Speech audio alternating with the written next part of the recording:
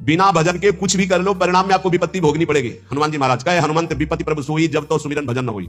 चाहे कुछ भी हो, नौकरी कर रहे हो, किसानी कर रहे हो, गृहस्थी कुछ भी हो, नाम जप जरूर करो, तुम्हें विपत्तियों से बचा लेगा नाम जप। दूसरा, जो शरीर में शैतान वास करते हैं, उन शैतानों को जो अपने अधिकार में नहीं लिया, उसको विपत्ति प्राप्त होती है। शैतान काम, क्रोध, लोभ, मोह, मद, मत्सर, ये दुराचार कराने वाले शैतानों को जो अपने अधिकार में नहीं ले लेता, उनके अधिकार में समर्पित हो जाता है, उसको विपत्ति पे विपत्ति भोगनी पड़ती है। पहला, जो नाम जप ना करके केवल स्वार्थ के कार्यों में रत रहता है, कुछ भी कर ले, विपत्ति भोगनी पड़ेगी। दूसरा, जो अपने शरीर को ये अंदर बैठे हुए शैतानों के हवाले समर्पित कर देता है, उनकी गुलामी स्वीकार कर लेता है, काम, क्रोध, लोभ, मोह, मद, मत्सर, इनको शासन में नहीं लेता, उसको जीवन भर विपत्ति भोगनी पड़ेगी, शारीरिक, मानसिक, लौकिक, पारलौकिक।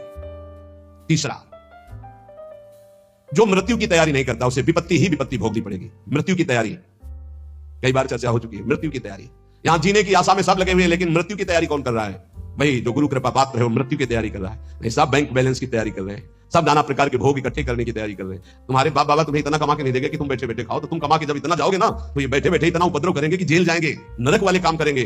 नहीं, ये सुधरेंगे। ये सुधरेंगे तब जब इनको ठोकरें लगेंगी और स्वयं में ये तैयार होंगे, तब ये लोग पर लोग संभाल लेंगे। ये भोग सामग्री से सुधरने वाले नहीं।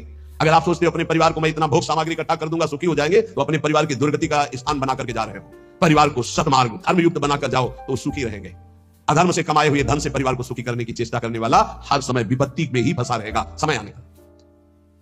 मृत्यु की तैयारी न करने वाला विपत्ति में फंसता है। चौथा है, जो दूसरे के रिझाने में पूरा जीवन बर्बाद कर देता है। दूसरे के रिझाने, ईश्वर से विमुख होकर दूसरों को संतुष्ट करने में पूरा जीवन व्यतीत कर देता है, उसको विपत्ति भोगनी पड़ती है। पांचवा, जो सतोगुणी भोजन, सतोगुणी वार्ता, सतोगुणी कार्यों को छोड़कर राजसिक और तामसिक भोजन करता है, राजसिक तामसिक क्रियाएं और वार्ता करता है, उसे विपत्ति भोगनी पड़ती है। छठवां, जानते हुए अपने दोषों का समर्थन करता है और दूसरे को निंदास्पद शब्दों से संबोधन करता है। बड़ा विचित्र समय आ गया है। कल एकांतिक में कह रहे थे कि हजारों लोग जिस बात को आप मना करते हैं उसका सपोर्ट कर रहे हैं, तो फिर हम उसी बात को मानेंगे जिसे हजारों लोग। तो हजारों लोग गलत करें तो आप गलत को गलत नहीं बोलोगे, सपोर्ट करने लगोगे। हजारों गलती कर रहे हैं तो तुम उसी गलती को सपोर्ट करोगे। हजारों शराब पी रहे हैं तो तुम शराब को सही मानोगे। हजारों मांस खा रहे हैं तो तुम आप उसको सही का निशान दे दोगे। हजारों व्यभिचार कर रहे हैं तो तुम सही का निशान दे दोगे। तुम्हारी बुद्धि भ्रष्ट हो गई।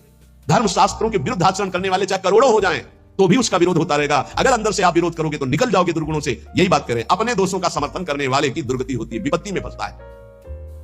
भगवान कह रहे त्यागा शांतिरंतरम, और उपदेश दिया दे रहा भोगा शांतिरंतरम। शास्त्र सम्मत जगत गुरु भगवान श्री कृष्ण की बात से बढ़कर किसकी बात होगी?